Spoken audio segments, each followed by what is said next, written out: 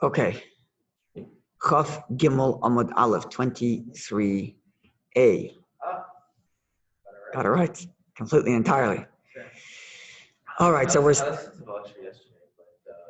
yeah. They weren't clear. Okay, so the Gemoro yesterday. So the Gemoro yesterday was a discussion on is we know that the act is the mitzvah, not the resulting light. And the question is which act, the act of putting the menorah in its place or the act of lighting. If it's the act of lighting, then you have to, ought to light it in its rightful place. You couldn't have someone who disqualifies for the mitzvah to light it. And on Saturday night, Motzei Shabbos, if you had a candle burning from before Shabbos, all you'd have to do is put it out and relight it. If the mitzvah is to put it down, then someone else who's not obligated can light it, and as long as you put it down in the right place. When Motzei Shabbos comes around, you have to put it out, pick it up, put it down, and then light. And the last comment was, the bracha is wrong, because the bracha is to light the menorah. And if the mitzvah is to put it down, it should have said to put down the menorah. Lahaniach ner Chanukah, to place a menorah light rather than to light one. And then finally, we got to women lighting the menorah, that they are obligated because they were part of the miracle. That's essentially the Gemoro from yesterday. Okay, so we get to new halachas now. Sorry? I remember we were talking about the woman in the story we were talking about. So we get to first the halacha of a guest. Then we get to the halacha of what type of oil.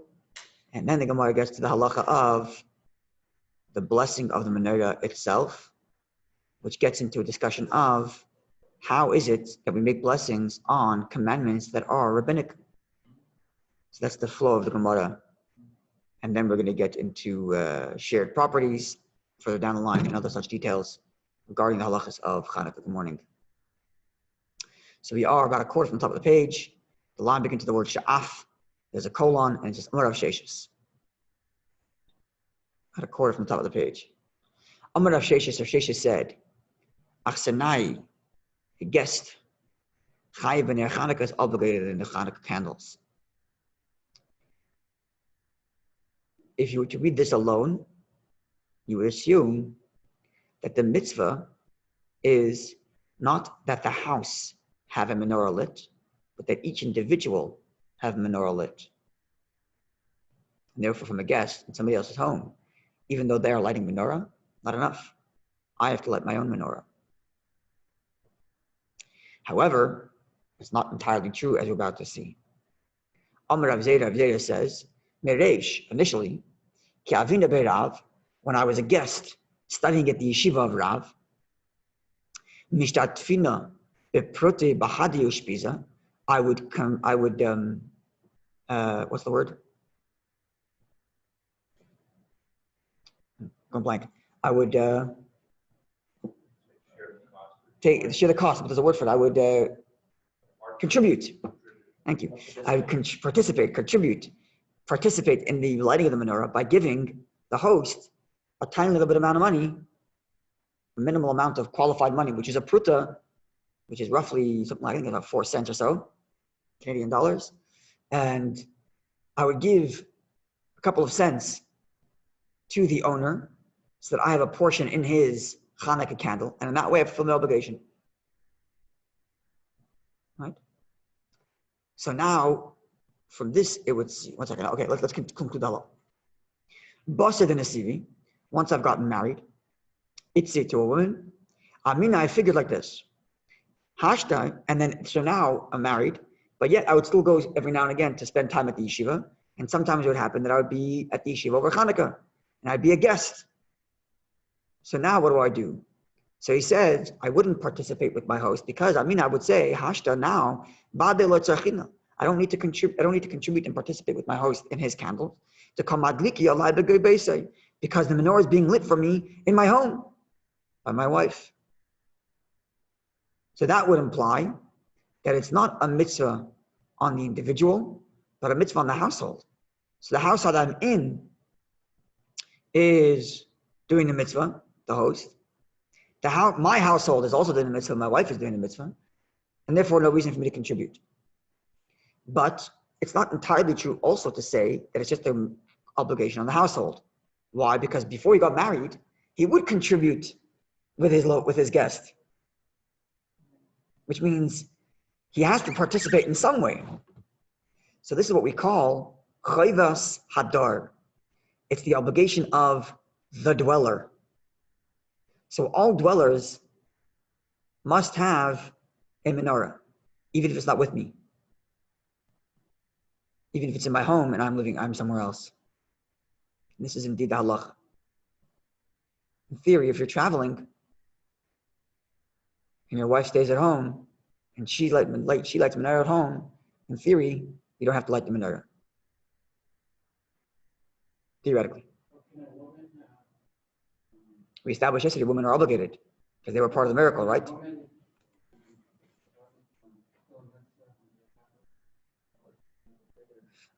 So that's a good question. Can she fulfill her obligation on behalf of her husband?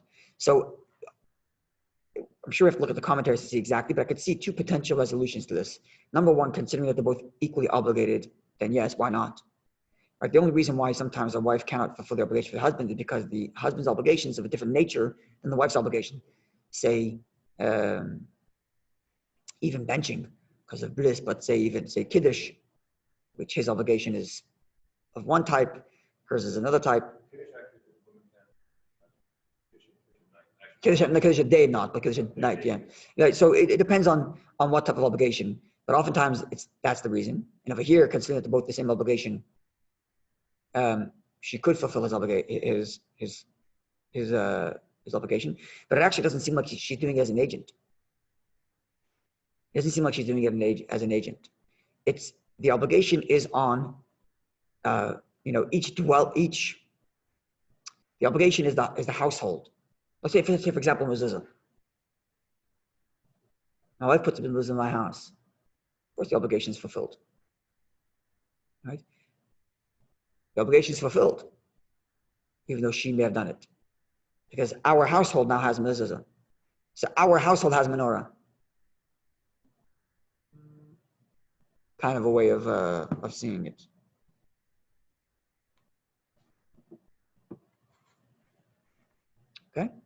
Okay. So and therefore, when that's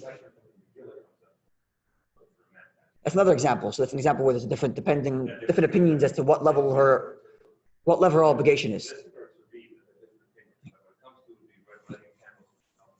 See, it all depends on whether or not they share the same level of obligation, the same nature of their obligation. Then they can fulfill each other. Okay, but here it seems that it's an obligation of every household, but it's not just an obligation of the household, but it's an obligation on each dweller. So as a dweller, I have a menorah if my wife is lighting one. But if I'm a guest and I don't have my wife at home, so as a dweller, I haven't done any menorah because my home doesn't have one, and the place where I'm staying, I'm not part of it. I'm a guest, and therefore I have to contribute, which is what he did before he got married when he was in yeshiva. Okay, so it's an obligation of each dweller. Chayvas hadar. Okay.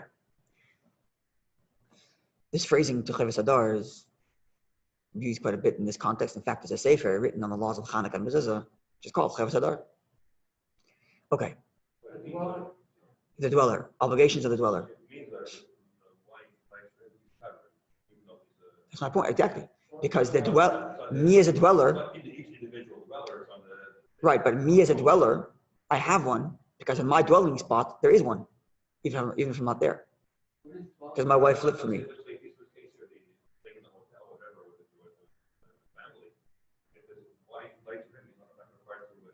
Exactly. So let me explain again. Because I, as a dweller, have one in my dwelling place, even though I'm not there. So I just said, as a dweller, I have one, even though I'm not there. Whereas if I'm a guest and I have no one at home to light the menorah for me because I'm not married yet, then I, as a dweller, do not have one because my home doesn't have one because no one's there. And the place where I'm staying, I'm not part of it because I'm a guest. And therefore, the only way to become part of it is by contributing. So again, it's an obligation on the dweller, not the dwelling, because if it's the dwelling, then as a guest, I'm covered. But it's not the dwelling, it's the dweller. And as a dweller, I have one at home, so I'm covered. If I have no one at home, as a dweller, I have nothing. And therefore, I have to contribute to my host, at least, or light my own menorah there, if I get permission from my host. Okay.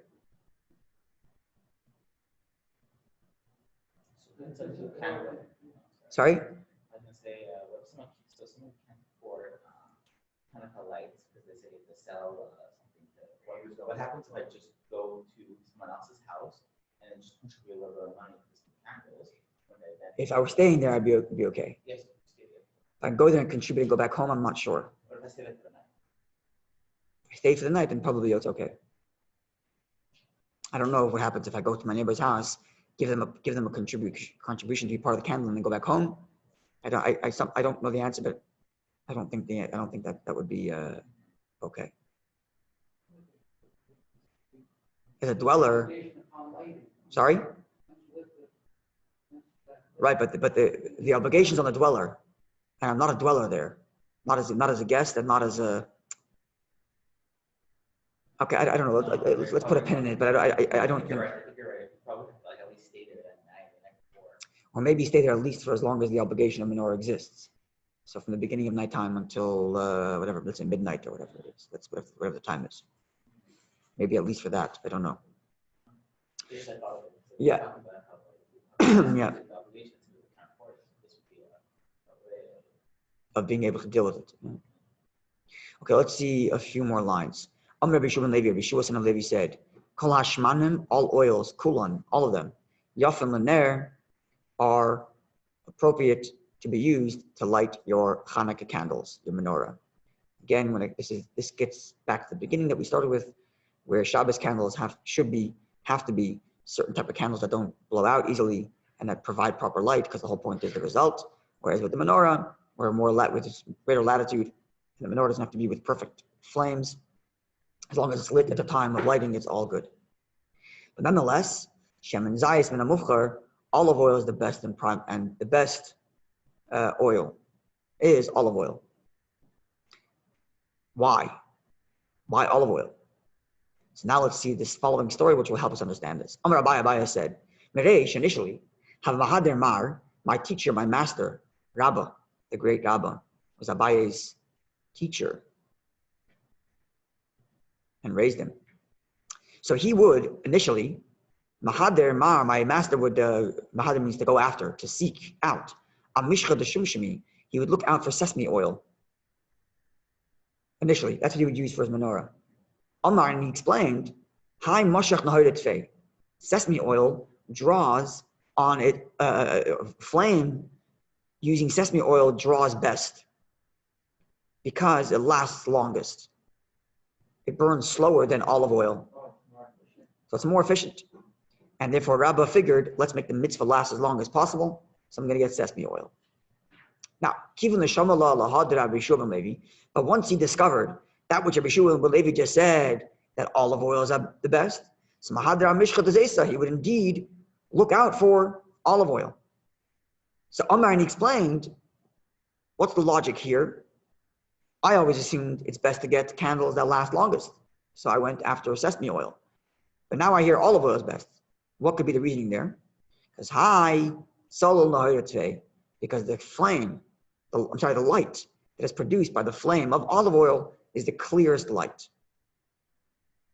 So I discovered, says Abai in the name of his teacher Rabbi, from Rabbi Shua ben Levi, that the optimal type of flame is not necessarily how long it lasts, but the quality of light produced while it's burning, even though I'm not having any personal benefit from it, because I'm not allowed to have any benefit from it.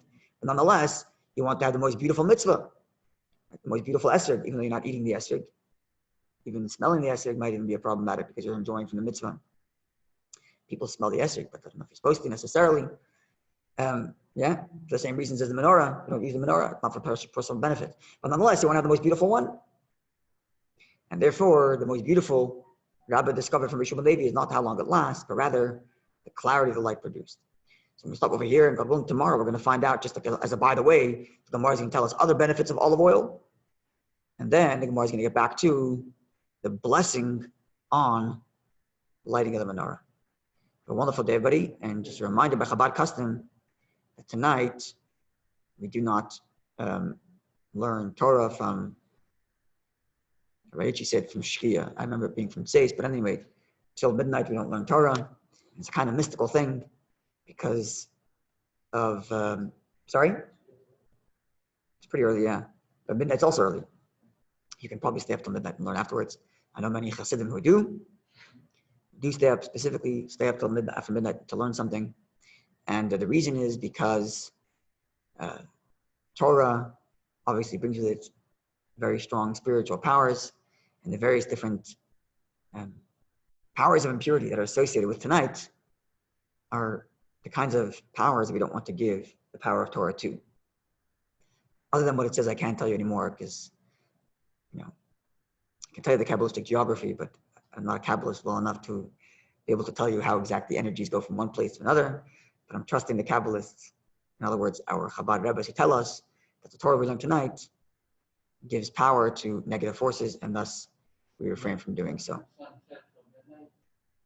Yeah. Okay, have a wonderful day, everybody. God willing, tomorrow, okay, Shabbos is at 8:30 tomorrow, and it's a fast day tomorrow. It's going to be a little bit of a longer davening. So I guess we'll play it by ear. We'll decide what time we finish, and we'll see if we're going to learn Gemara tomorrow or we'll pick up on Monday. But Monday's also going to be later because Shabbos next week is 8:30. So I don't mind doing Gemara later after. If everybody's okay with it, no one's working, then I don't mind doing. Sorry? May not be able to. Okay, we'll play it by ear. Shabbos is at 9 o'clock. At 8:30, we'll finish by, let's say, 9:15. So maybe we'll do this class at 9:20, 9:30, whatever time it is. Okay, wonderful day. Let's see what he's seeing. Yeah, I'll send you a Zoom link. It's going to be on my, not on the MTC Zoom, it's on my personal Zoom. I'll send you the link. Sorry? So usually when Shachar here starts 7, we start learning by 8. So Shachar 8:30, we start learning by 9:30. Yeah, so let's say 9:30 next week. Next week, 9:30. Okay, wonderful day, buddy.